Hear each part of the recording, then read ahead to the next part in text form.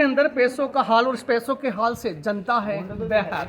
हावमेल विधानसभा क्षेत्र के अंदर कई बार पलायन के कई मामले सामने मीडिया के अंदर सुर्खियों में आ चुके हैं और एक बार फिर ये मामला वापस मीडिया के अंदर आने लगा है। जबकि आपको बता दें कि जयपुर नगर निगम के द्वारा जो पट्टे दिए जाते हैं, जो कच्ची बस्ती के आवंटन के लिए पट्टे दिए जाते हैं, उसमें साफ साफ स्पष्ट शब्दों में लिखा जाता है कि यह पट्टा, यह भूमि ना दान योग्य होगी ना बेचने योग्य होगी। यदि बेची भी जाती है तो ये प्रतिबंधित है। इसके बाद भी सुप्रीम कोर्ट हो या हाई कोर्ट हो, जनता की इन समस्याओं के अगर उनके लिए आर्टिकल भी बनाए गए हैं। अगर आर्टिकल की बात की जाए तो आपको बता दें कि 832 के अंदर भी यह आर्टिकल इंडियन कॉन्स्टिट्यूशन के अंदर बनाया गया है। इसके अलावा अगर हाई कोर्ट की बात करें तो आर्टिकल 8(226) का भी उपयोग में लिया जाता है। लेकिन उसके बावजूद भी चाहे जयपुर नगर निगम की बात करें या जेडीए की बात करें या बात करें सब रजिस्ट्रार ऑफिस की बात करें, लगातार जो पट्टे उन्हें जब दिए जाते हैं, आम जन को जब दिए जाते हैं, तो इन्हीं पट्टों को वह अपनी आंखों पे काली पट्टी बांधकर उनके हाथों में दे दिए जाते हैं। उसके बाद में एक नया करिश्मा रचा जाता है। करिश्मा होता है पैसों को लेकर, कुछ दलालों को लेकर, जिनके जरिए पट्टे बेचे जाते हैं और पलायन की कहानी चलती रहती है। पलायन की कहानी चलने के बाद में आम जनता परेशान हो जाती है। उसी को लेकर हावमेल विधानसभा क्षेत्र के अंदर हम आप खड़े और मेरे साथ में कई सहयोगी मेरे साथ में मौजूद है जो बेहाल है। आज हम इनसे जानेंगे, पूरी बातचीत इनसे करेंगे, आखिर किस प्रकार की परेशानियों का सामना इन्हें उठाना पड़ रहा है।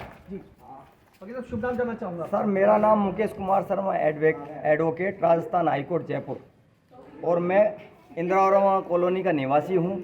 और यहाँ पर आए दिन घर घर जा कर के ये पूछा जाता, आपका मकान बिका हुआ है क्या, आपका मकान बिका हुआ है क्या।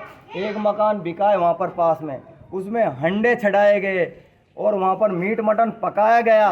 लेडीज़ों को उल्टियाँ आई और वो उल्टियों के मारे रात भर सो नहीं पाई। ऐसे तांडव मचा दिया है और जिसकी वजह से अगल बगल वाले कह रहे हैं मैं भी बेचैला, मैं भी बेचैला। अब वो बेचारे क्या करें, बगल में बदबू आती है तो बेचने के लिए मजबूर हो रहे हैं। इसलिए जो सरकार ने पट्टे जारी करे, मेरे पास 3 तरह के पट्टे जारी हैं। कैमरामैन को कहूँगा कि एक बार तस्वीरों को पूरी नजर देते हुए नजर आए और तस्वीरों के अंदर दिखाई जाएगी किस प्रकार से जो हाल है वो बेहाल होते हुए यहाँ नजर आए। एक पट्टा है कच्ची बस्ती पट्टा, विलेख शर्त लीज होल्ड पट्टा। इसमें ये पट्टे की शर्त संख्या है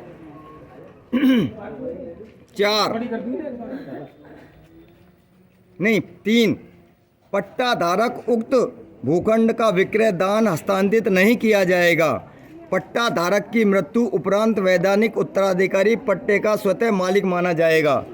फिर लास्ट में आइए 8 नंबर शर्त, पट्टा विलेख की जिन अधिनियमों में नीति में के तहत नीति थी, ये नगरीय भूमि निस्तारण नियम 1974, कच्ची बस्ती नियम नीति 2005, जिसके तहत ये पट्टा दिया था, जिसके हिसाब से लिखा है 8 नंबर शर्त, पट्टा विलेख जिन अधिनियमों नियमों के नीति के तहत जारी किया गया है, इसमें सभी प्रावधान शर्तें लागू होंगी जिनकी पालना नहीं करने पर पट्टा निरस्त किया जाएगा।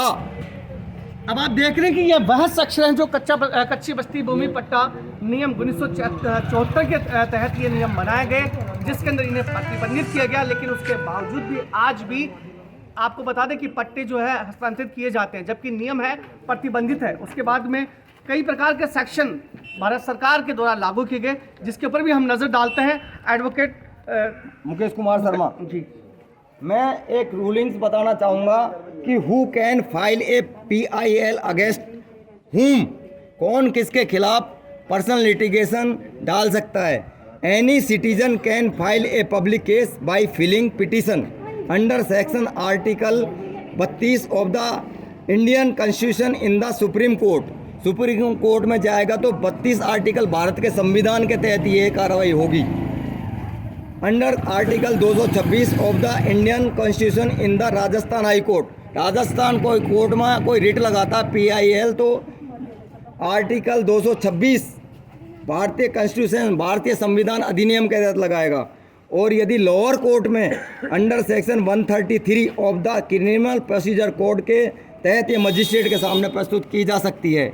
लेकिन मैं माननीय हाई कोर्ट और नेवल हाई कोर्ट को ये रिक्वेस्ट करना चाहूँगा इस आवाज़ 24 चैनल के माध्यम से कि स्वयं पर संज्ञान लेवे, इस चैनल के माध्यम से स्वयं प्रसंज्ञान लेवे और आम जनता की रक्षा करे।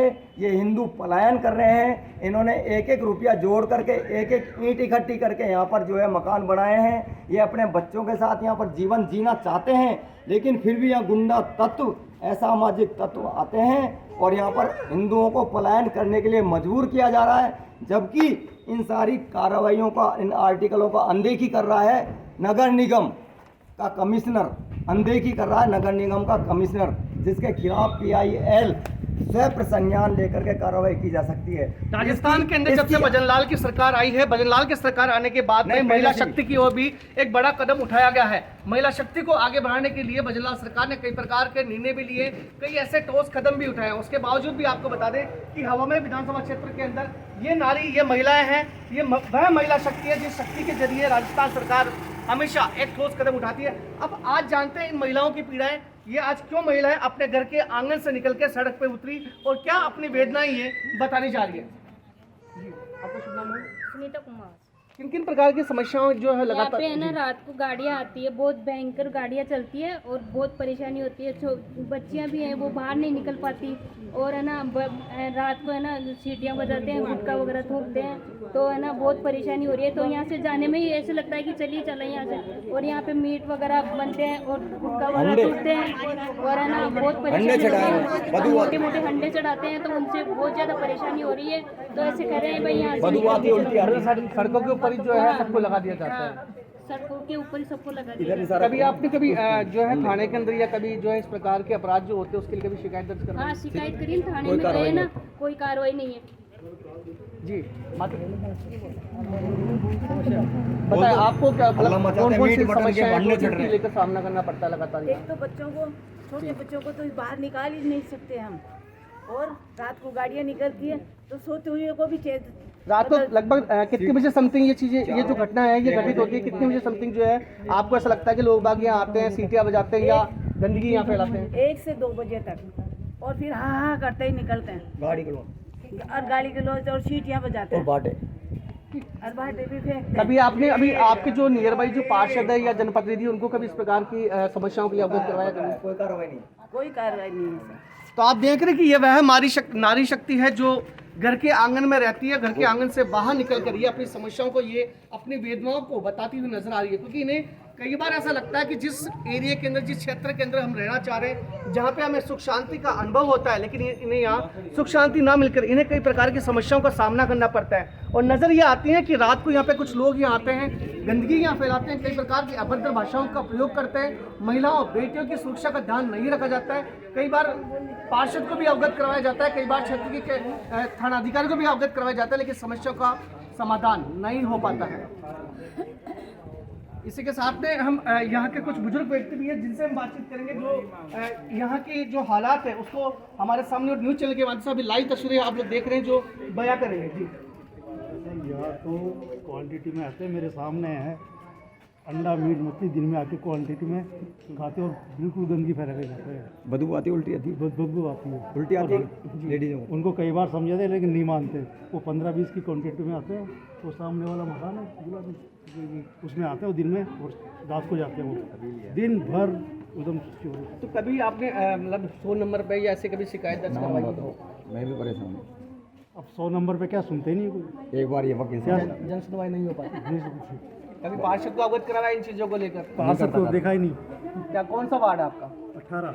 हमारे 18 सोनल जागीर का पार्षद। तो कभी क्षेत्र में आई है कभी? शक्ल ही नहीं देखी उसकी। जीतने का वकील साहब एडवोकेट बताइए। मैं महेंद्र शर्मा एडवोकेट। जोर से बोलो, दम लगा, आवाज़ नहीं जाएगी इसमें। यहाँ का जो माहौल है इसके लिए सभी लोग आपको बता रहे हैं कि कुछ दिनों से कुछ लोग हैं जो एक गिरोह के रूप में इस प्रकार से अपना कार्य कर रहे हैं कि यहाँ के जो हिंदुओं के मकान हैं, जो कुछ लोग गरीब हैं उनके पास अच्छे मकान हैं, उनको प्रलोभन देके और उन प्लाटों को खरीद रहे हैं, बिकवा रहे हैं, जब इलीगल है, जबकि वो विधि अनुसार इलीगल है। अब उसमें दो चीज़ें ये हैं कि एक तो जो है लोग यहाँ छोड़ना चाहते नहीं हैं, उसके बावजूद भी उनको प्रलोभन देके, और हिंदू समुदाय में नहीं, जो अदर समुदाय है वो इसको इलीगली मतलब यहाँ पे अपना वर्चस्व बना के माहौल और खराब हम लोगों को पलायन कराने के लिए मजबूर करने में स्थिति है। हमारी यहाँ की पोजीशन चल रही है कि अभी हाल ही में 2 प्लॉट बिके हैं यहाँ उल्टी, ठीक है, जैसे A97 बिका है।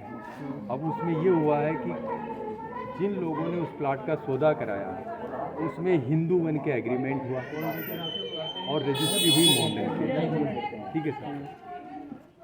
अगर हम लोग ये ऑब्जेक्शन उठाते हैं कि भाई आप लोग किसको दे रहे हो प्लाट, तो वो ये कहते हैं कि भाई लेने वाला हिंदू ही है, लेकिन सच्चाई ये है कि वो जब आता है रहने के लिए जो आदमी तो वहाँ वो मोमडन अदर समुदाय का, और वो आके फिर यहाँ चूँकि जो समुदाय है बहु हिंदू है, यहाँ कोई मुसलमान नहीं था। अब एक गली में एक अगर मोमडन आ गया, ठीक है, तो उसके बाद क्या है कि माहौल जो है थोड़ा सा वो आ जाएगी आवाज़ आपको 2 मिनट। अब कुछ लोग आ रहे हैं दिन में जो पूछ रहे हैं कि साहब आपका प्लॉट बिकाओ है, हम लेने में इंटरेस्टेड हैं, ठीक है साहब। तो ये जो इस प्रकार की गतिविधियाँ चल रही हैं ये कोई सोची समझी राजनीति के तहत चल रही हैं, और इसकी वजह से हमारे के जो लोग यहाँ रह रहे हैं उन सबको परेशानियाँ हो रही हैं, न्यूसेंस हो रहा है।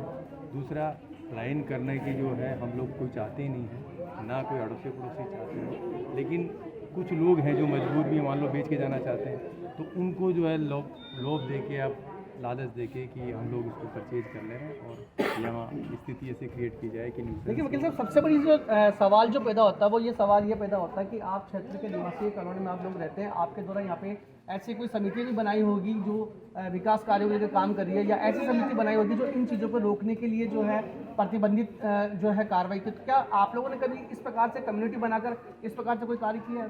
हम लोगों ने यहाँ समिति बनाई हुई है, लेकिन ये जो मुद्दे हैं ये समिति के सामने नहीं आते हैं। पहले ये जब प्लाट बिक जाते हैं अंदर ही अंदर और रजिस्ट्री होके जब दूसरा आदमी आता है तब जाके पता चलता है कि ये प्लाट बिक गया और ये लोग आ गए। तो आपको ऐसा मतलब कौन से ऐसे लोग हैं जिन पे ये डाउट होता है कि ये लोग जो है इस प्रकार की गंदगी यहाँ के फैलाते हैं? असामाजिक तत्व के नाम ले लो या कुछ ऐसे व्यक्ति जो आपके ही कम्युनिटी के हैं? देखिए, इसमें स्पेसिफिकली ये नहीं कहा जा सकता कि कौन लोग इन्वॉल्व हैं कौन लोग नहीं हैं, लेकिन कुछ लोग हो सकता है कि हमारे समुदाय के भी जो दूर रहते हैं वो भी इनडायरेक्टली दो पैसों के लालच में जो है वो पैसे के लालच में जो है वो ये सब कर रहे हैं। ये वार्ड नंबर 18 का वह क्षेत्र है जहाँ आपने बताया, आपने अभी हम लोग बात की, यहाँ जनता के बीच में हम लोग खड़े हैं, लाइव तस्वीरें आप देख रहे हैं जहाँ हमने बताया कि क्षेत्र निवासी क्यों परेशान है। प्रलोभन के चक्रों में आकर यहाँ पे रातों रात मकान बेच दिए जाते हैं, रातों रात मकान बेचने के बाद में रजिस्ट्री किस प्रकार से की जाती है, किस प्रकार से पट्टा किसी और के नाम कर दिया जाता है। अब ये विशेष तस्वीरों के साथ में हम आगे की चर्चा करेंगे आवाज़ न्यूज़ 24 के साथ में, और आपको बता दें कि ये वीडियो हम लोग ज़्यादा से ज़्यादा इसलिए भी शेयर